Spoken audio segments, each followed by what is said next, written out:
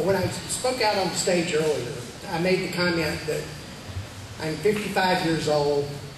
I'm involved in public policy, have been for 20 years. Have a pretty good background in law, have a pretty good background in economics. Done a lot of reading through the years.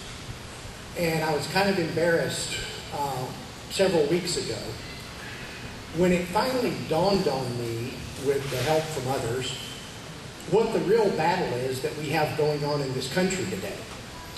And this came about due to me seeing a professor on television who had just written a book. The professor's name, and I'm probably going to really screw up his last name, is Ronald Prostito. And he wrote a book called American Progressivism. He didn't actually write this book, he was the editor.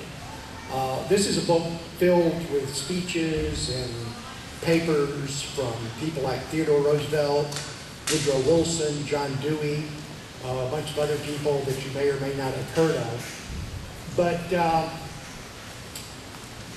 I would advise you to pick up a copy of this book, American Progressivism. It's a new book. Because a lot of things will start becoming clear to you. A lot of things that you've heard about, like living constitutions, that comes out of the progressive movement. It's really not a battle between Democrats and Republicans or conservatives and liberals. What we have here is actually two philosophies. It's the philosophy of the Founding Fathers versus the philosophy of the progressives. And the interesting thing about this was that the progressives have always been very clear and honest about what they were trying to do. The progressives were the first people that came out and openly attacked the Declaration of Independence. They came out and openly attacked the Constitution of the United States. They came out and openly attacked the Founding Fathers. And they started that back in the first part of the 1900s. Some of the writings actually started maybe as far back as the 1880s. But it is a movement that is still very clearly with us today if you listen to what the politicians are saying and if you watch what they're doing.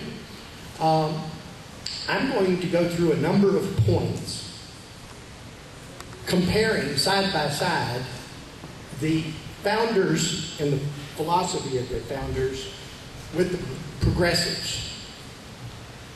Yes, that starts with number one.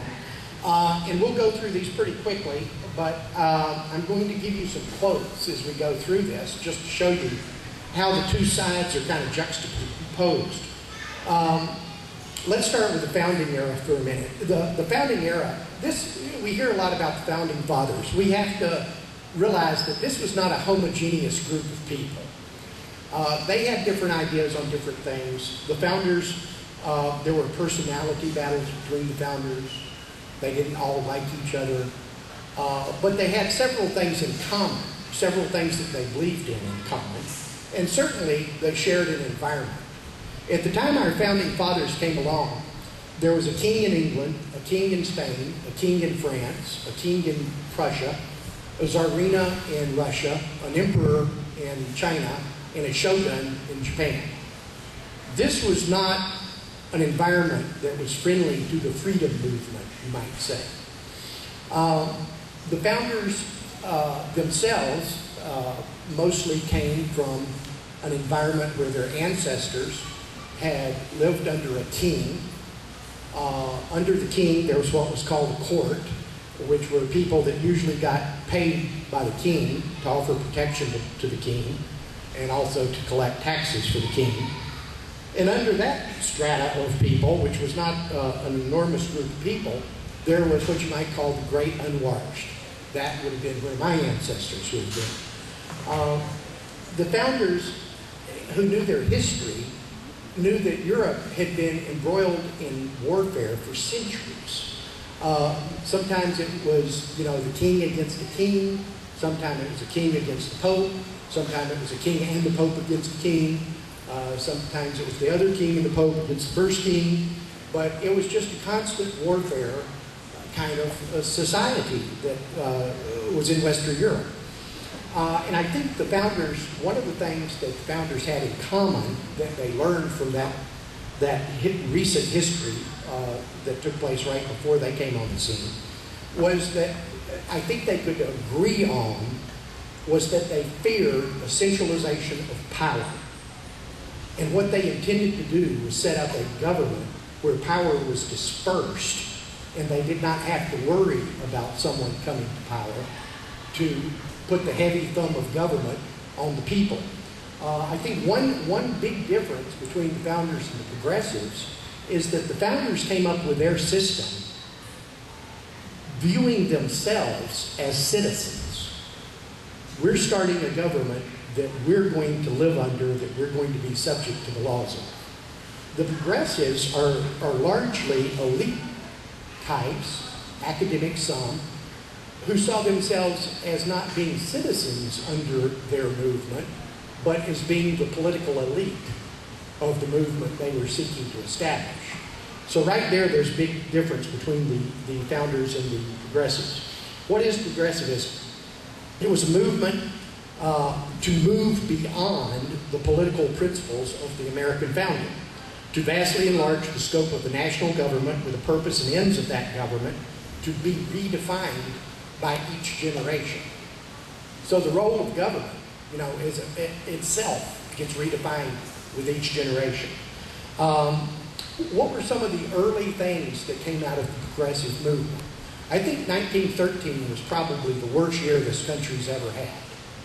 In 1913, we had the passage of the 16th Amendment to the Constitution, or the ratification.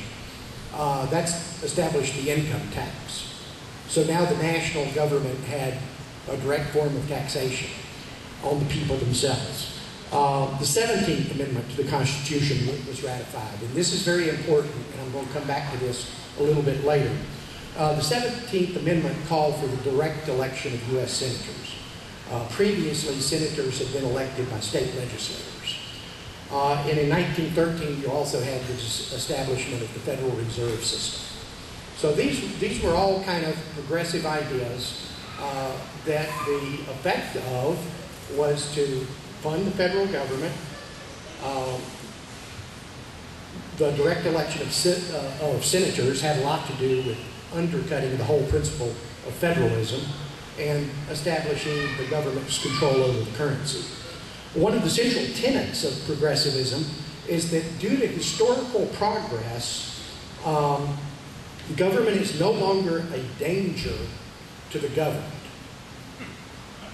Now that's kind of interesting, given that the 20th century, we saw over 100 million people be slaughtered by their own government. Not in wars, not by the other side's government, but they were slaughtered by their own government. So I'm not sure we can buy that basic tenet there that we've moved beyond the government being a danger.